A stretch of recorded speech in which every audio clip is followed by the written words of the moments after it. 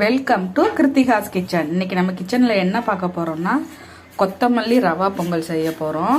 கொத்தமல்லி எடுத்து வச்சுருக்கேன், பச்சை மிளகாய், இஞ்சி, பூண்டு, ரவை, பாசிப்பருப்பை லைட்டாக வறுத்துட்டு வேக வச்சுருக்கேன். ரவையை கொஞ்சமாக நெய் சேர்த்து வறுத்து எடுத்துக்கலாம். ரவையை வறுத்தாச்சு. இப்போ மல்லி, இஞ்சி, பூண்டு, பச்சை மிளகாலாம் அரைச்சிக்கலாம். ரவைக்கு தண்ணி வச்சாச்சு. அளவு பார்த்தீங்கன்னா 1க்கு 3 கொதிக்குது. ரவையையும் பருப்பையும் சேர்த்துக்கலாம்.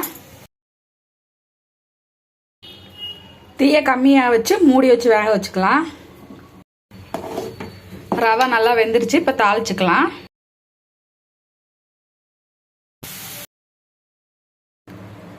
கொத்தமல்லி ரவா பொங்கல் ரெடி ஆயிடுச்சு. சூப்பராக கொத்தமல்லி ரவா பொங்கல் ரெடி ஆயிடுச்சு. பிடிச்சா லைக் பண்ணுங்கள், ஷேர் பண்ணுங்கள், சப்ஸ்கிரைப் பண்ணுங்கள். தேங்க்யூ.